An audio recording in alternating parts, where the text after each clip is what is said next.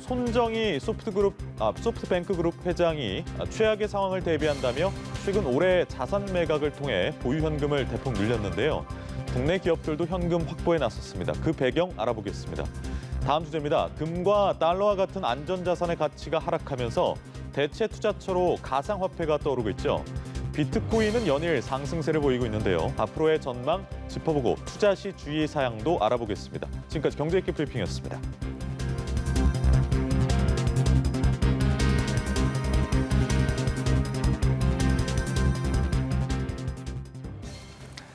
네, 보다 자세한 내용은 김대호의 경제있기에서 살펴보겠습니다. 김대호 박사 나오셨습니다. 네, 어서 오세요. 네, 안녕하세요. 반갑습니다. 네, 자 본격적으로 오늘 주제 다뤄보기 전에요. 어제 있었던 항공 빅딜 관련 법원 판결부터 짚어보겠습니다. 대한항공과 아시아나항공의 통합, 한고비를 좀 넘은 것으로 보이는데 KCGI 측의 가처분 신청을 법원에서 기각을 했습니다. 어제 판결 내용부터 좀 간략하게 짚어주시면요. 네, 어제 이 한진칼의 유상증자 3자 배정 문제와 관련해서 법원이 조원태 현재 한진칼 회장 편을 입장을 지지를 하는 합법적이다 이런 판결을 냈어요. 그러는 바람에 이제 조원태 회장 측에 맞서왔던 그러니까 조원태 회장의 누나 조현아와 또 KCGI 또 반도건설 이런 연합군 반조원태 원합군들은 아주 치명적인 일패를 맞게 됐고요. 그로 인해서 앞으로의 이 한진칼의 아시아나 통합 작업이 상당히 급물결을 타게 됐습니다. 문제의 쟁점은 과연 이 유상증자를 하는 데 있어서 그 유상증자 우선권을 주주한테 주도록 한 상법 418조 네. 이 조항을 어떻게 해석할 것이냐는 것이었는데요. 법원은 상법 418조가 매우 중요하지만은 그러나 이항의 단서 조항 지금 한진칼이 경영이 어렵기 때문에 경영난 해소가 조금 더 먼저고 또 KCGI 측에서 지금 주장하고 있는 얘기 그러니까 산업은행이 들어와서 한진칼의 조원태 회장을 도와줄 것이라는 그 대목에 대해서는 양측의 주식 지분을 다 합쳐도 50%가 안 되기 때문에 좀 설득력이 약하다.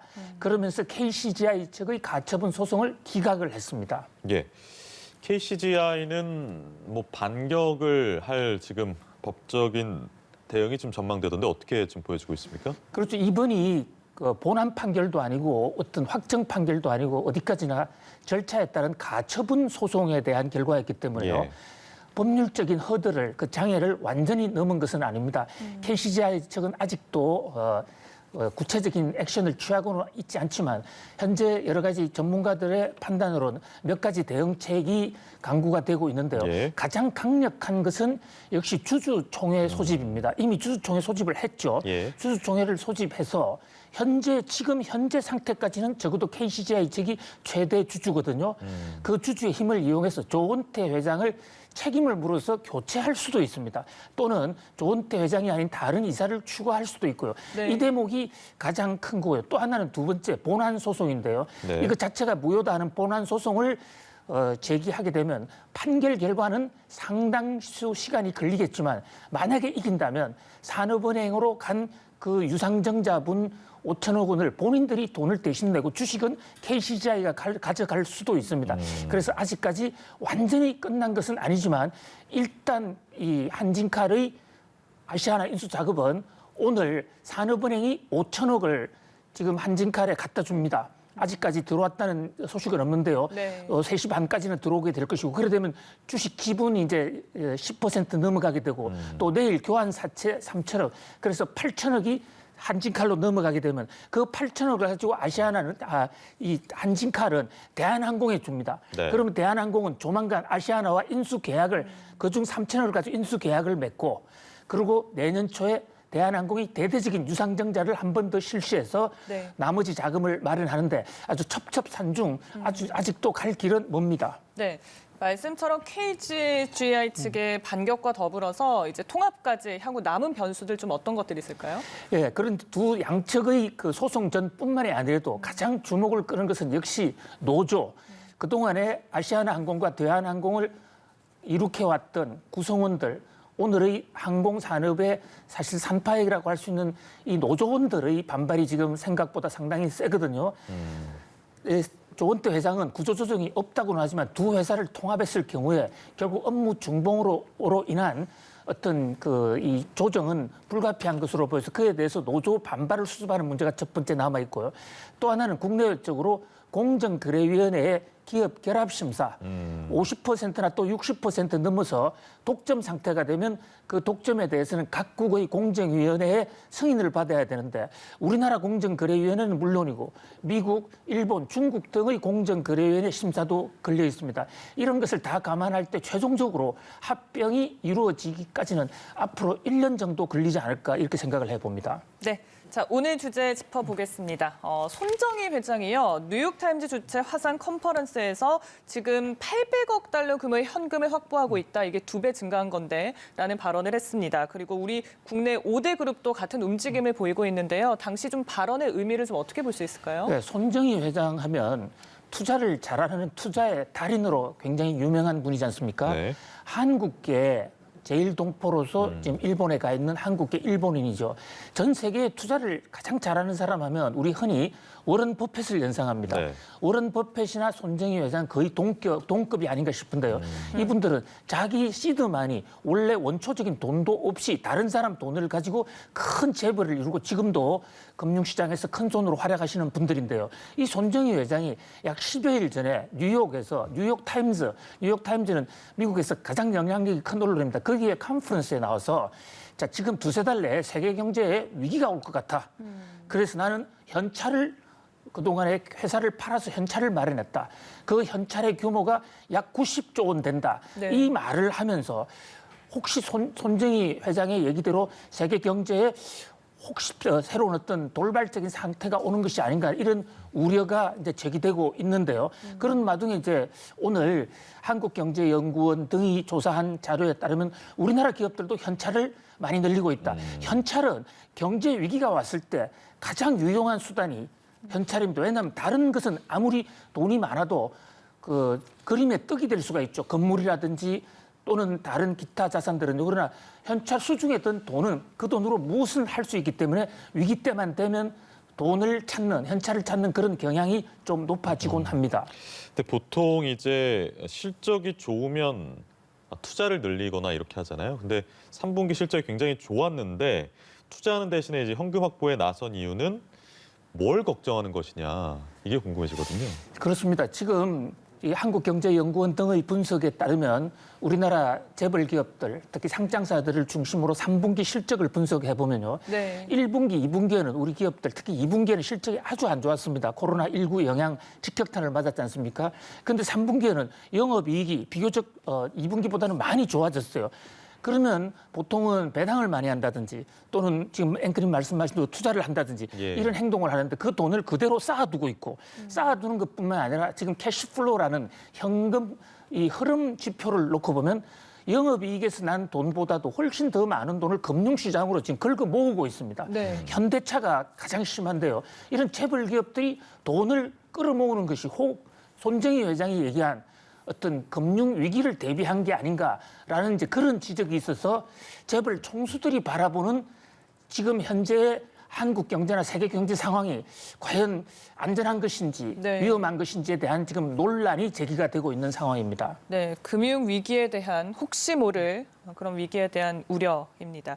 같은 맥락에서 지금 한은이 지적한 부분이 있는데 좀 어려운 용어에서 여쭤보려고 합니다. 신흥국의 테이퍼 텐트럼 그리고 중국 부동산 시장에 대한 우려를 제기했는데 이게 어떤 내용입니까? 예, 이 굉장히 전문적인 예. 그 아주 수준 높은 경제학적 네. 그 용어를 꺼내시는데요.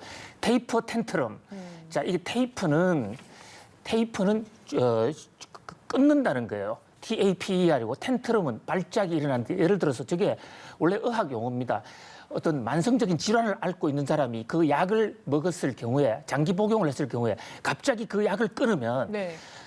몸에 크게 나빠지지도 않았는데 사람의 몸에 발작 현상이 일어납니다. 이것을 테이프 텐트럼이라는 의학 용어인데 이것을 이제 경제학에서 가져왔어요. 한국은행이 걱정하는 대목은 뭐냐면요. 그동안 지금 코로나 상황 속에서 돈을 많이 풀었습니다. 우리나라뿐만 아니라 전 세계가 많이 풀었는데 만약에 백신이 나와서 이것이 해소된다 하더라도 내년에 결국 돈을 풀지 않으면 거대한 인플레를 맞게 되기 때문에 그 돈을 수습해야 되는데 이걸 출구 전략이라죠. 그래서 돈을 줄이기 시작하면 그때 금융의 발작 현상이 올 수가 있다. 네. 이런 대목을 지금 한국은행에서 여러 번 보고서를 통해서 내놨고 미국 연준에서도 제롬 파월 의장도 테이퍼 텐트럼 현상, 그러니까 갑자기 돈을 줄였을 때 일어날 수 있는 긴축 발작에 대응하자 이런 지적이 나오고 있는 것입니다. 그러면 그 중국 부동산 시장에 대한 우려는 왜 나오는 겁니까? 예, 중국의 경우에도 네. 지금 올 초에 뭐 코로나 사태를 야기한 장본인이지 않습니까? 엄청난 지금 금융 지원을 해서 간신히 경제가 살아나고 있는데요. 중국에서는 테이퍼 텐트럼이라는 용어는 그렇게 많이 알려져 있지 않고 코뿔소 위기가 중국 신문에 많이 나고 있어요. 네. 이게 회색 코뿔소인데 코뿔소라는 것은 중국 사람들이 가장 두려워하는 동물이고 갑자기 밀어닥쳤을 때 대응 수단이 없다는 겁니다. 그래서 위기가 바로 옆에 와 있는데도 사람들이 모르고 있다. 코뿔소와 같은 큰 위기가 올 수 있다. 특히 지금 돈이 부동산 자산 등에 많이 풀려 있는데 그 돈이 일거에 이제 회수가 되면 중국 기업들이 잇따라 무너질 수가 있다. 지금 최근에 중국의 칭화의 윤이라든지 중국의 유수 기업들이 계속 지금 연이어서 자금 부족으로 부도가 나고 쓰러지는 회사가 지금 잇따르고 있거든요. 이런 게 지금 중국발 회색 코뿔소 사건이라고 중국 언론들은 보도하고 있습니다. 근데 지금 경제 상황이 굉장히 복잡한 것이요. 그 금이나 달러 같은 안전자산 가치가 좀 하락하고 비트코인이 부상을 하고 있어요. 이게 부상하는 기세가 심상치가 않더라고요. 어떻습니까? 그렇죠. 지금 금값은 코로나 백신이 나오게 되면 그동안에 금이 지나치게 많이 올랐으니까 이제는 더 이상 오르지 않을 것이다. 아니 거꾸로 떨어질 수 있다. 이렇게 이제 실망한 세력들이 이른바 이익을 실현하고 빠져나온 거죠. 그리고 위험 자산 쪽으로 그러니까 주식이나 비트코인 쪽으로 지금 활발하게 움직이고 있는데 특히 지금 비트코인의 가격 급등세가 상당히 무섭습니다. 지금 2,000달러 선도 돌파를 했죠. 2017년에 최고치 기록을 곧 경신할 수도 있을 것으로 보이는데 물론 이러한 대목이 어디까지 갈 것인지는 누구도 단언할 수는 없지만 현재 금융시장에서의 자금 이동이 매우 지금 이 요동을 치고 있다 이렇게 볼 수 있겠습니다. 네, 거시적인 측면에서 이제 미국의 경제 정책도 예상을 해보면 제닛 연락 같은 경우에는 비트코인에 대해서 좀 비판적인 입장을 보여온 것 같아요. 그렇습니다. 비트코인 지금 차기 미국 재무장관이죠. 네. 바이든 당선자가 지명한 초대 내각에서의 재무장관인데 제닛 옐런은 지난번에 연준 의장으로 있을 때는 물론이고 최근에 브루킹스 연구소에 있었거든요. 그때 기자들의 여러 번 질의에도 또 지금 비트코인은 사기다. 그 비트코인에 투자했다가는 개인은 폭망하는 것은 물론이고 국가도 패가망신할 수 있다는 경고를 여러 번 해왔어요. 바로 이런 요인 때문에 혹시 바이든 대통령이 집권하고 나면 바이든 대통령과 제닛 옐런이 비트코인을 그 제도적으로 좀 쪼우는 그런 규제하는 정책을 펴지 않을까. 그렇게 됐을 경우에 과연 비트코인 지금의 상승세가 계속 이어질 수 있겠느냐 하는 그런 지금 우려스러운 얘기도 나오고 있습니다. 그래서 지금 각국의 중앙은행이 디지털 화폐 발행에 관심을 갖고 있어서 비트코인이 뭔가 역할을 하는 게 아니냐는 관점도 나오고 있고 그 디지털 화폐하고 비트코인은 구분해야 된다라는 의견도 있고요. 어떻게 보십니까? 그리고 그렇습니다. 주의해야 될 점도 좀 그래서 짚어주시죠. 지금 최근에 디지털 비트코인, 이 가상화폐, 암호화폐 아직도 용어가 통일이 안 됐는데 아무튼 비트코인이 크게 오르게 된 것은 페이팔이라는 미국의 자금 결제 회사. 네. 지금 테슬라, 일란 머스크 전기차 만든 일란 머스크가 초기에 만들었던 예. 미국의 현금 결제 회사입니다. 이 결제 회사에서 보다 많은 물건을 거래하기 위해서 비트코인도 돈으로 받아주겠다 얘기하면서 지금 비트코인 가격이 폭등을 했고 뉴욕 증시에서도 여러 가지 금융기관들이 지금 이를 받아주는 그런 추세에 가고 있습니다. 그런데 이와 관련해서 지금 중앙은행, 중국 인민은행이 디지털 화폐를 실험을 했거든요. 네. 각국이 지금 디지털 화폐를 도입하자 경쟁을 하고 있는데 이것이 비트코인을 속도를 더 앞당기는 거 아닌가라는 이런 지적도 있습니다. 그러나 이것은 학문적으로 볼 때 중앙은행 입장에서 만드는 디지털 화폐와 시중에 있는 비트코인은 완전히 다릅니다. 그리고 중앙은행의 디지털 화폐가 나오게 되면 오히려 시중에 있는 이 비트코인은 사장될 우려가 있어요. 기본적으로 제닛 옐런 말씀도 드렸지만 중앙은행 사람들은 비트코인이 창궐하게 되면 그것이 지하금융, 또 경제를 교란하는 요인이 된다는데 더 무게의 방점을 두고 있거든요. 중요한 것은 이것이 하나의 화폐가 아니라 이제는 이 하나의 금융 자산으로서 특히 페이팔 같은 경우에 어떤 물건을 대신 사고 파는 어떤 자그마한 결제 수단으로 통용될 수 있겠느냐 없겠느냐 거기에 따라서 비트코인의 향방, 그 가치가 결정될 것으로 보입니다. 네, 알겠습니다. 오늘 말씀 여기까지 하죠. 김대우 경제일기 김대우 박사였습니다. 고맙습니다. 감사합니다.